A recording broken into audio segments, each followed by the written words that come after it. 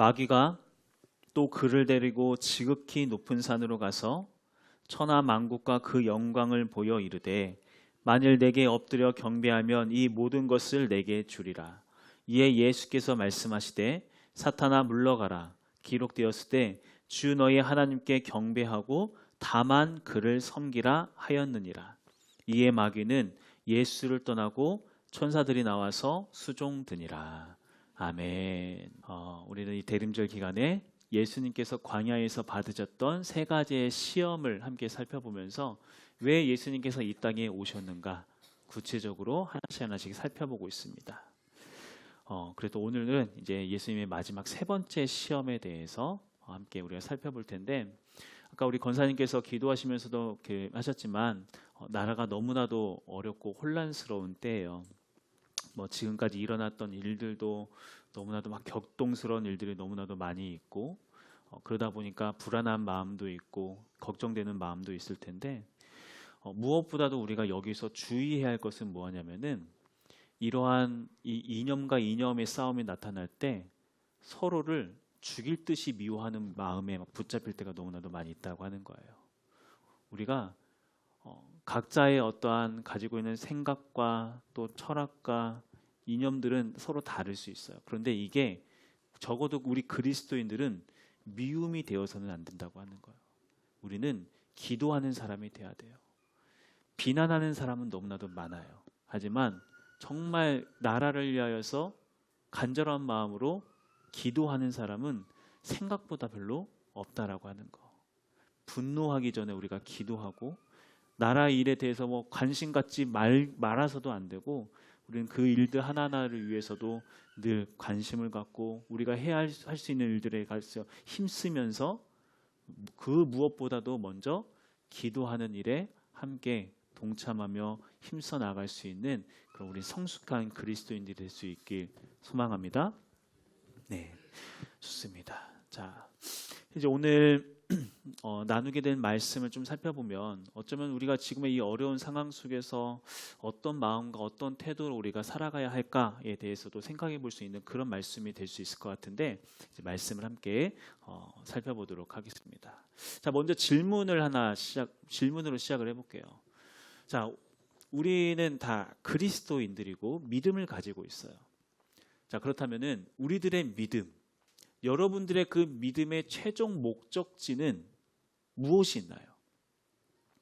좀 질문이 어려운가요? 여러분은 예수님을 왜 믿으시죠? 이것도 지금 질문이 너무 방대한가요? 우리들의 그 기독교 신앙의 어떠한 최종 목적지, 최종 목표가 무엇이라고 물어보면은 많은 사람들, 어떤 사람들 중에는 예수 믿고 천국에 들어가는 거, 천국이 나의 믿음의 최종 종착지다라고 이야기하는 경우가 많이 있을 거예요. 자, 그런데 결론적으로 이야기하면은 우리는 우리들의 신앙의 최종 목적지를 천국에 들어가는 것 여기에 두어서는 안 돼요. 왜 안 되는가? 이제 그것에 대해서 우리가 함께 좀 말씀을 보면서 알아보도록 할게요. 자, 오늘 본문 말씀을 함께 같이 보도록 할게요. 본문 말씀 8절과 9절 말씀입니다. 8절과 9절 함께 읽어봅시다. 시작.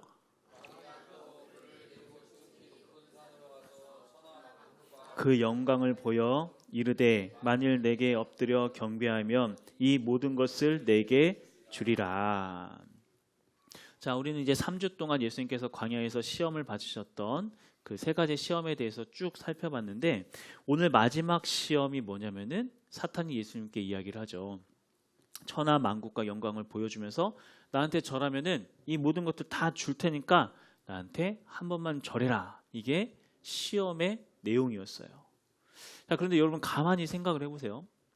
시험이라 함은 보통 풀기 어려운 걸 낼까요? 아니면 쉬운 걸 낼까요? 보통은 그 사람이 가지고 있는 실력보다 조금은 어렵거나 어쩔 때는 정말 확 더 어렵게 내거나 이렇게 내죠.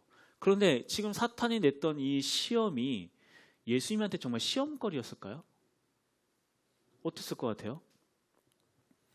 예수님께서 사탄에게 절하실 일은 절대 없고, 또 천하만국의 영광, 이게 누구 거예요? 이게 사탄 건가요? 하나님 거잖아요. 하나님 거. 그런데 천하만국의 영광을 자기가 나한테 절하면 예수님한테 나한테 절하면 이거 주겠다, 이렇게 이야기를 하는데, 이게 과연 예수님한테 시험거리였을까? 예수님한테는 적어도 시험거리가 아니었을 거예요. 근데 사탄도 그것을 뻔히 알았을 거란 말이죠. 그렇다면 왜 사탄은 이 문제를 시험 문제로 삼았는가? 그 이유는 예수님께는 쉬워 보이는 이 문제가 다른 그리스도인들에게는 너무나도 넘기 힘든 그런 시험 중에 하나였기 때문에 그렇다라고 이야기하는 거예요. 자, 이게 무슨 말인지 계속해서 말씀을 보면, 자, 예수님께서 지금까지 사탄에게 받으셨던 앞에 두 가지의 이 모든 시험들은 다 무엇과 연결되어 있었냐면은 이스라엘 백성들, 출애굽한 이스라엘 백성들이 광야를 통과하면서 겪었던 일들과 긴밀하게 연결이 되어 있었습니다. 다 기억나시죠? 그랬어? 라는 표정으로 저를 바라보시는데, 그랬습니다. 네. 그리고 오늘 우리가 살펴보게 될 이 말씀도 출애굽의 한 사건과 아주 긴밀하게 연결이 되어 있어요. 이걸 제가 억지로 연결시키는 게 아니라 마태복음을 기록한 마태가 그 출애굽의 사건을 염두하고 이것을 다 기록했다라고 하는 거예요. 제가 이것에 대해서 신학적으로 다 설명할 시간은 없고 그럴 필요도 없기 때문에 그게 넘어가지만, 자, 그렇다고 하면 이 세 번째 시험은 출애굽기 안에 있었던 그 사건 중에 어떤 사건과 연결이 되어 있는가? 금송아지 사건과 연결되어져 있습니다. 금송아지 사건. 여러분, 금송아지 사건 다 아시죠? 여러분, 집에 다 금송아지 한 마리씩 다 갖고 계시잖아요. 그 금송아지 얘기하는 거예요. 아닌가요? 없으신가요? 아, 우리만 없는 줄 알았더니 다 없구나. 감사하네요.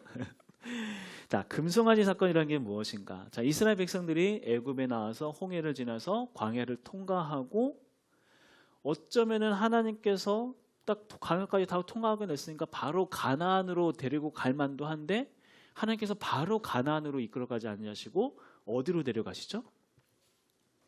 시내산으로 데려가세요. 시내산. 자, 하나님께서는 왜 이스라엘 백성들을 시내산으로 데리고 가셨을까? 왜 그러셨을까요? 만일 하나님께서 이스라엘 백성들 딱 꺼내서 가나안에 들어가게 해서 잘 먹고 잘 살게 하는 거, 그게 목적이었다라고 하면은 굳이 시내산에 갈 필요가 없었을 거예요. 하지만 하나님께서 이스라엘 백성들을 꺼내서 가나안에 보내시는 분명한 목적이 있기 때문에 중간에 시내산에 들르게 하셨던 거거든요.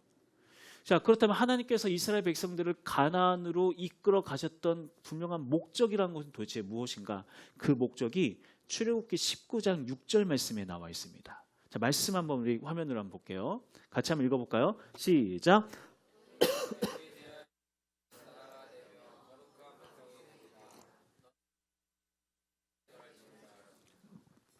네, 자, 하나님께서 이스라엘 백성들을 출애굽시켰던 이유 뭐라고 하고 있어요?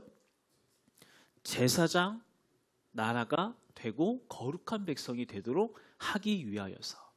자, 여기서 말하는 제사장 나라라고 하는 게 뭘까요? 제사장 나라.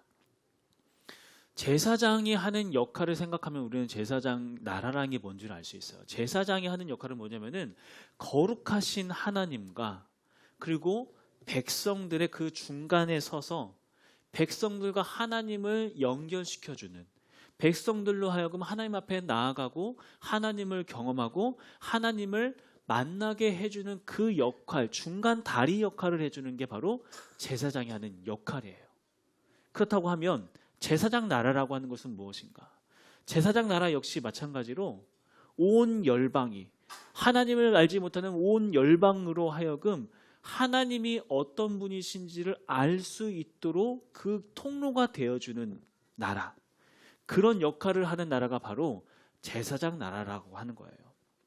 그런데 이러한 제사장 나라의 역할을 하기 위해서는 한 가지 조건이 있습니다. 어떤 조건이 있는가? 어떤 조건이 있을 것 같아요?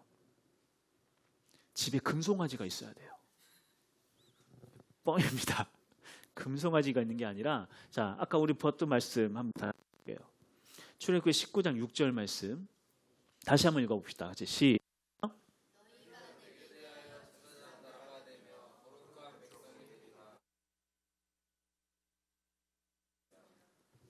자, 제사장 나라가 되기 위해서는 어떤 백성이 되었냐면은 거룩한 백성이 되어야 한다고 이야기하고 있어요. 거룩한 백성. 자, 그렇다면 거룩이란 건 또 도대체 무엇인가? 거룩이라는 게 히브리 말로는 코데시라고 이야기를 하는데 이 뜻이 뭐냐면은 잘라냄, 분리됨을 이야기해요. 그러니까 구별된다라는 것을 의미해요. 그러니까 세상의 가치관과는 전혀 다른 하나님 나라의 가치관을 소유한 자들, 그러한 자들이 바로 거룩한 백성이고 바로 그러한 거룩한 백성들을 통하여서 제사장 나라가 세워진다라고 하는 거죠. 자, 그렇다면 그리고 이 거룩함을 가지기 위해서는 또 어떻게 해야 하는가? 이 땅에서도 우리가 국적이 딱 다르면은 따라야 하는 법이 달라지잖아요. 그렇죠. 미국에 가면은 우리가 아무리 미국에 간다고 하더라도 우리는 여전히 한국의 법에 적용되고 또 미국 사람이 우리나라에 와 있다 하더라도 미국의 법이 적용되는 것처럼 우리들 역시 하나님의 백성들 역시 다른 나라에 그러니까 이 세상에 살아간다라고 하더라도 우리들에게만 그리스도인들에게만 적용이 된 특별한 법이 필요했다라고 하는 거예요. 그 법을 기준으로 이 법 안에서 살아가는 자들을 하나님께서는 거룩한 백성이라고 칭하시고 바로 그러한 자들을 통하여서 제사장 나라를 만들어 가신다라고 하는 거죠. 여기까지 다 이해되시죠? 어렵지 않죠? 잘 따라오고 계시죠? 조금씩 동공에 약간 힘이 풀리시는 것 같아서 말씀을 드리는 거예요. 자, 그래서 하나님께서는 이스라엘 백성들에게 법을 주기 위해서 하나님의 법을 주시기 위해서 이 사람들을 어디로 이끌어 가셨는가? 그래서 시내산으로 이끌어 가셨던 거예요. 그래서 하나님께서 모세를 산 위에 부르시고 40일 동안 모세와 함께 법을 만드시는 일들을 막 계속 하십니다. 하나님 나라의 백성은 하나님을 사랑하고 이웃을 사랑하는 백성이야. 하나님을 경외하며 하나님을 예배하는 백성이야. 이 중심이 되는 이 말씀을 기준해서 세세한 법들을 막 만들어 가지고 계셨던 거예요. 자, 그런데 이렇게 법이 세워져 가는 과정 가운데 산 밑에서 커다란 문제가 하나 생깁니다. 어떤 문제가 생겼을까요? 이스라엘 백성들이 모세가 보이지 않는다고 해서 불안한 마음에 뭘 만들었어요? 아론을 협박해서 금송아지를 만들고 심지어 그 금송아지를 바라보면서 이들이 뭐라고 이야기하면은 이게 애굽에서부터 우리를 이끌어내준 신이다. 이렇게 이야기했다라고 하는 거예요. 자, 뭔가 좀 이상하지 않나요? 지금까지 이스라엘 백성들이 걸어왔던 길만 딱 우리가 살펴봐도 이스라엘 백성들은 무려 400년이라는 시간 동안 자손 대대로 노예로 살던 사람들이었어요. 평생을 자식한테도 노예의 신분으로밖에 넘겨줄 수 없었던 그 사람들이 하나님의 능력으로 말미암아 건지심을 받았어요. 바다가 갈라지는 일을 경험했고 광야 한복판에서 만나와 배출하기 통해서 배부름을 경험했고 낮과 밤을 구름 기둥과 불 기둥으로 지키시는 하나님의 능력을 경험했고 반석에서 흘러나오는 물을 통하여서 목마름을 해결하는 그런 놀라운 일들을 여태 경험했음에도 불구하고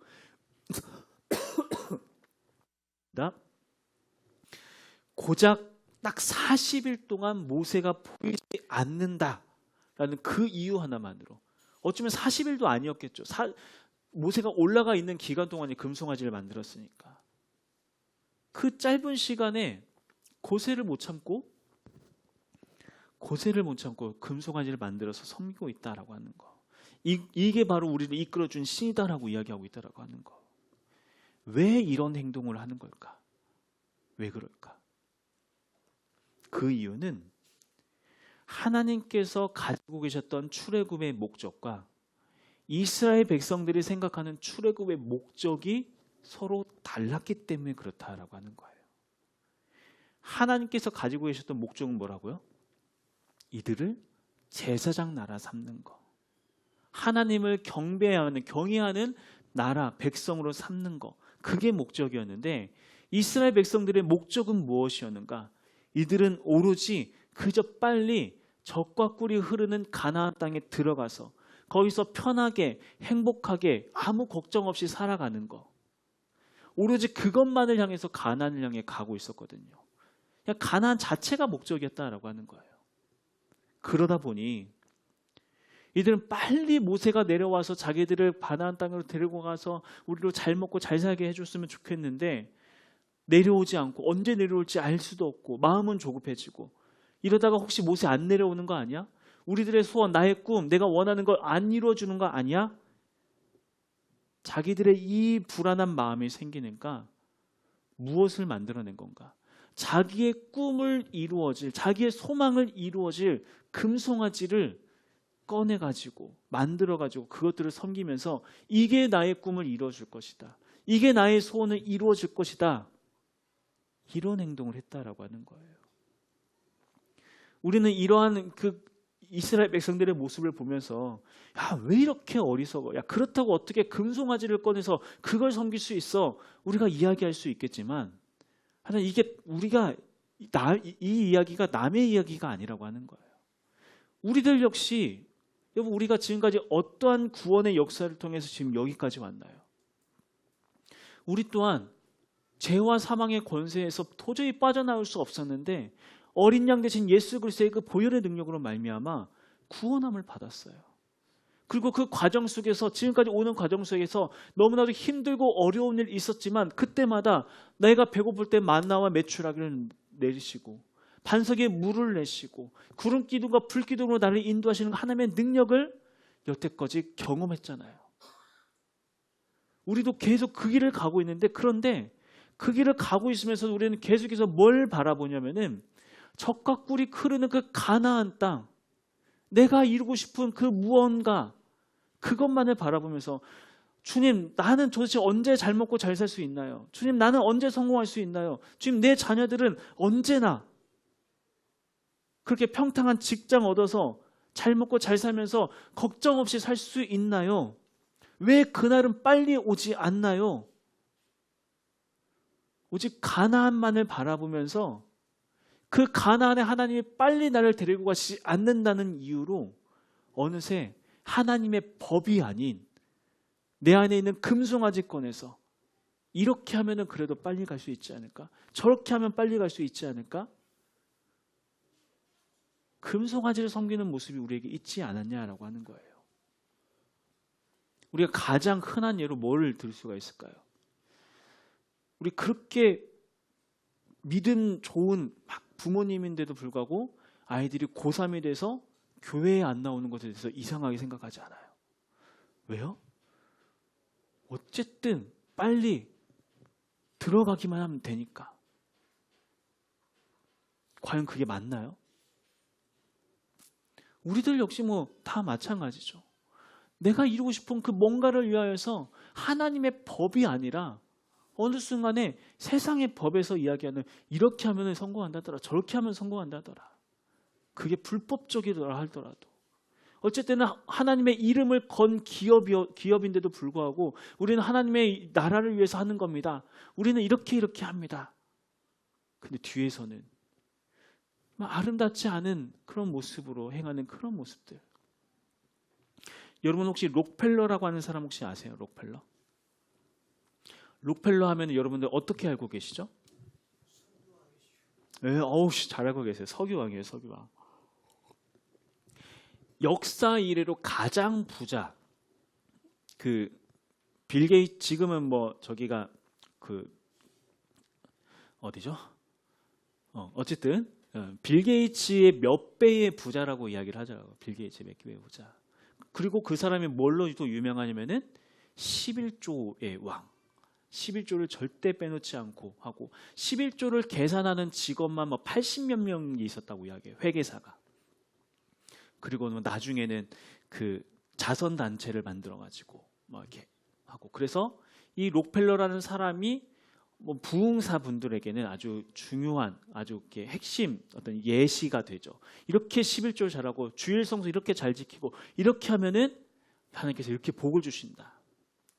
그런데 이 록펠러라고 하는 이 사람이 회사를 경영하는 방식이 뭐였냐면은 독과점을 해서 다른 회사들을 완전히 압사해서 완전히 그냥 다 짓밟아 버리는 역할을 했었어요. 일들을 했었어요. 이 록펠러라고 하는 이 사람 때문에 독과점이라는 단어가 생겨났다고 이야기를 해요. 그리고 심지어 노조들이 일어났을 때는 노조들이 묵는 그 텐트에다가 깽단들을 시켜가지고 총질을 하고 불을 지르는 그런 일들까지 저질렀다고 하는 거예요. 그런데 교회에서는 너무나 아름다운 모습으로 제일 앞자리에 앉아서 예배드리는 그런 모습. 여러분 생각엔 어떠세요? 이게 맞을까요? 물론 그분이 뭐 신앙이 있다 없다 그 사람이 신앙이 다 가짜다 이야기할 수는 없겠지만 적어도 우리가 기억해야 하는 건 하나님께서는 세계 최고의 부자가 되는 것 그걸 목적으로 그 사람을 이끌어가지 않으셨다고 하는 거예요. 우리들 역시 마찬가지로 내가 원하는 뭔가를 이루어내기 위해서 심지어 천국에 들어가는 것 그 자체를 위해서 우리에게 믿음을 주시고 우리에게 구원을 주신 게 아니다라고 하는 거예요. 그렇다면 우리를 향한 하나님의 계획, 하나님의 목적은 무엇인가? 오늘 본문 말씀으로 돌아옵시다. 오늘 본문 말씀 10절 말씀, 사탄이 이야기했을 때 나한테 절해라 그럼 천하만국 영광 다 줄게 라고 이야기했을 때 예수님께서 뭐라고 말씀하셨는가? 읽어봅시다. 시작.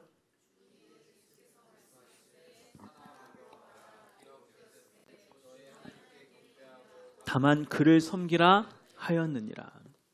예수님의 목적은 천하만국에 있지 않았어요. 그 영광에 있지 않았습니다. 예수님의 목적은 무엇인가?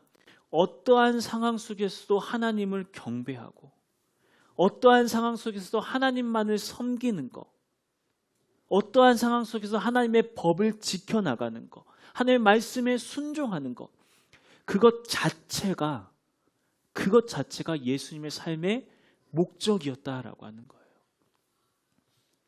그리고 예수님께서는 이러한 목적을 이루시기 위하여서 사람들로부터 칭송받을 때뿐만 아니라 십자가에서 달려 죽으시는 그 순간까지 하나님을 예배하는 그 일을, 하나님을 경외하며 하나님 앞에 순종하는 그 일을 멈추지 않으셨다라고 하는 거예요. 기꺼이 그 길을 걷고 걸어가셨다. 그리고 바로 그러한 모습을 우리에게 보여주시기 위해서, 우리들의 삶의 목적이 어디에 있어야 하는지를 보여주시기 위해서 바로 이 땅 가운데 오셨다라고 하는 겁니다. 여러분, 우리들의 삶의 목적은 여러분 어디에 있나요? 예수님을 통해서 뭘 이루고 싶으세요? 예수님을 통해서 천국 가는 거? 예수님을 통해서 내가 뭔가 잘 되는 거? 예수님을 통해서 내가 원하는 뭔가를 얻어내는 거? 다 좋아요. 다 좋아요. 예수님께서는 얼마든지 우리를 사랑하시기 때문에 그 모든 것들 주실 수 있는 분이세요. 하지만 적어도 그리스도의 그 십자가의 은혜를 입은 자들은 예수님을 이용해서 그거 얻으려는 것을 삶의 목적으로 두어서는 안 된다라고 하는 거예요. 우리가 삶의 목적이 바뀌지 않으면, 가나안을 향한 그 삶의 목적이 바뀌지 않으면 우리는 반드시 우리만의 금송아지를 꺼내서 그거 섬기게 되어 있어요. 그 금송아지 꺼내서 금송아지 따라가면서 금송아지의 방법으로 그거 이루어내려고, 하나님 아니어도 괜찮다고 우리가 그런 믿음으로 나아갈 수 있다라고 하는 거예요. 그렇기 때문에 우리가 매일매일 다시 한번 하나님 앞에 고백하며 나아가는 겁니다. 하나님, 나의 삶의 목적이 오늘 하루 내가 예수님을 정말 잘 믿고 경외하는 거, 거기에 있게 하여 주시옵소서. 이 세상의 가치관에 따라가지 않고 그저 오로지 하나님의 법 안에서 하나님을 사랑하며 이웃을 사랑하는 것, 그것을 목적에 두고 살아가게 하여 주시옵소서. 우리들의 정말 목적이 어떠한 속에서도 하나님을 경외하는 것, 경배하는 것, 바로 거기에 있다고 하면 우리가 가나안에 도착하지 못하면 어떤가요? 우리의 목적이 거기에 있지 않은데, 우리가 때로는 내가 원하는 거 얻지 못한다고 하는데 어때요? 하나님이 지금 나와 함께하고 계시는데 하나님이 목적이 되면은 다른 아무것도 핑계거리가 될 수 없다라고 하는 거예요. 아까 처음에 우리의 신앙의 목적지가 천국에 있어서도 안 된다라고 이야기를 했죠. 지금 뭐 우리 가운데는 그런 분들은 없겠지만 예전에는 나 예수 믿으면 천국 간다. 나 예수님 믿는다. 그러니까 나는 무슨 짓을 해도 천국 간다라고 이야기하면서 죄 짓는 거, 정직하게 살지 않는 거, 아무렇지도 않게 여기던 그러한 모습으로 살아가는 사람들이 생각보다 많이 있어요. 죄 짓고 교회 가서 회개하면 되지. 여러분, 이러한 이 생각이 세상 사람들에게 얼마나 큰 조롱거리가 되었나요? 야, 저 예수 믿는다고 하면서 할 거 다 하면서 교회 가지고 그냥 기도하면 다 용서받는다고 이야기한대. 천국 간다고 이야기한대. 목적지가 천국에 있으니까 그렇다라고 하는 거예요. 우리의 목적지는 예수 그리스도에 있어야 돼요. 오늘 하루 내가 예수님께서 걸어가셨던 그 발자취를 따라 걸어가는 거, 그것만을 목적에 두고 걸어가는 거예요. 그것만을 목적으로 두고 살아가는 거.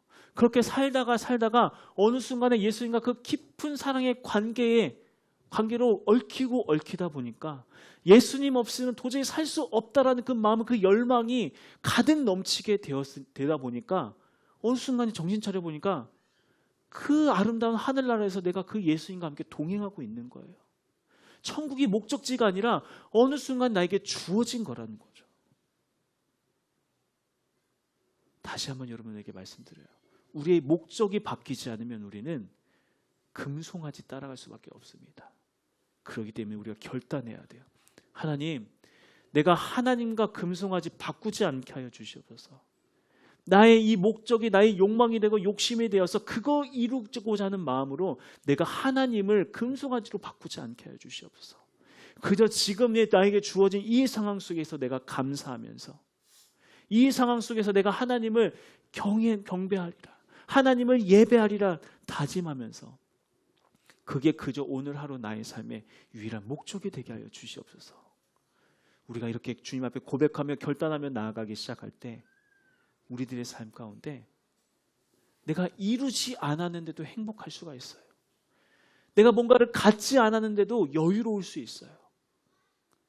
우리의 목적이 이루어졌기 때문에 하나님께서는 바로 그러한 길로 우리에게 나아오라고 말씀하십니다. 우리가 다음 주면은 예수님께서 오셨던 이 성탄절을 맞이하는 성탄절이 됩니다. 우리가 이 기간 동안에 다시 오실, 이 땅에 오실 예수님을 기억하면서 하나님, 내가 그 예수님 오실 그날까지 다른 무엇이 아니라 예수님만 나의 삶의 목적으로 두고 나아가고 살아가게 하여 주시옵소서. 그렇게 고백하며 다짐할 수 있는 우리 모든 성도님 될 수 있기를 간절히 소망합니다.